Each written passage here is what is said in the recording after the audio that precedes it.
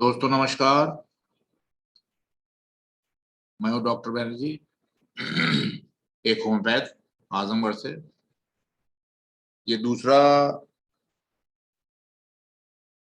Programme आपको दे रहे हैं होम्योपैथी के ऊपर। हेनमेनियन वे ऑफ ट्रीटमेंट क्या है। टोटल जो एक्यूट केस हो, चाहे कोई भी केस हो, क्रॉनिक केस हो, उसके लिए जब भी हम केस टेकिंग करते हैं तो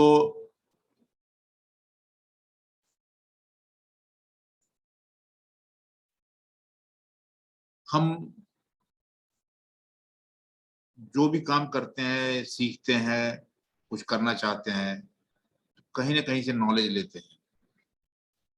ये जो चित्र दिखाए जा रहे हैं, एक हमारे दादाजी लेट डॉक्टर चतुरानंद बनर्जी, ये हमारे पिताजी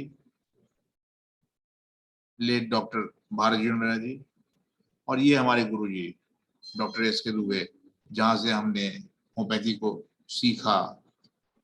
इन पूरे तीनों मेंटर और भी तमाम बुक्स हैं, चीजों को जानना सीखना, जॉर्ज विथुलकास हैं, बहुत सारी चीजें हैं।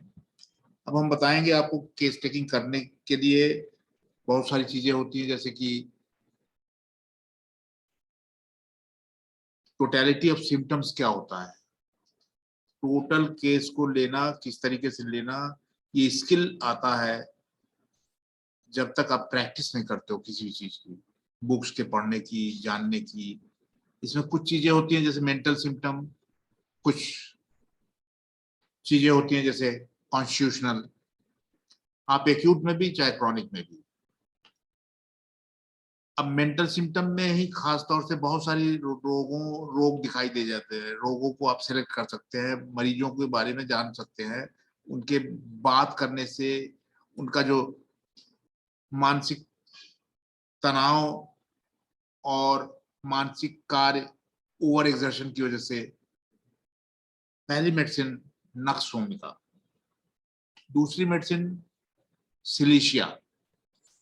साइलेशिया के पेशेंट बहुत ही ओवर एंग्शियस होते हैं और साथ ही साथ हेट्रेड विद एवरीथिंग एल्स, फेंट हो जाते हैं बात बात में।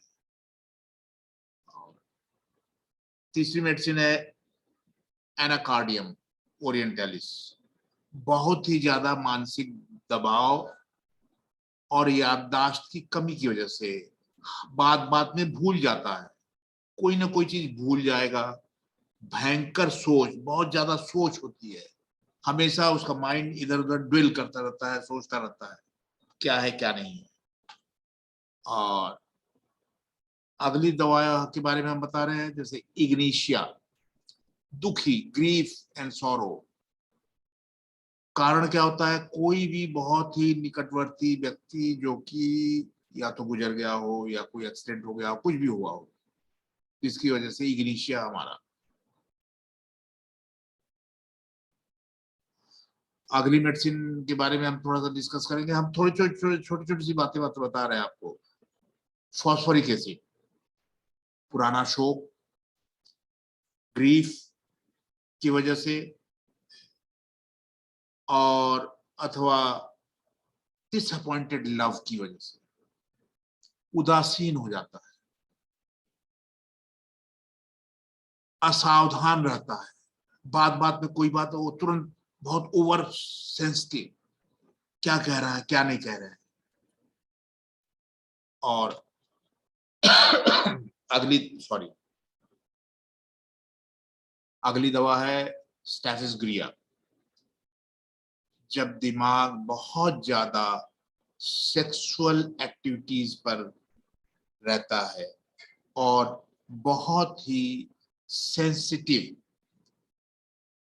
और कुछ भी बातें दूसरों की दुख कर देता है, दुखी कर देता है। मतलब कोई भी बात अगर कर रहा है और किसी भी सामान को उठा के फेंक देता है स्टेटस क्रिया का पेशेंट। अगर टेबल पे बैठा है खाने पे या बातचीत कर रहा है तो हमेशा कुछ ना कुछ वो सरकता रहेगा इधर से उधर। अंत में हम बताएंगे आपको एंटीप्रूड। एंटीप्रूड चांदनी रात में बहुत ही सेंटिमेंटल हो जाता है और इकास्टिक रहता है, इकास्टिक लव फुल मून में। ठीक है दोस्तों, मिलते हैं फिर। धन्यवाद, फिर मुलाकात होगी।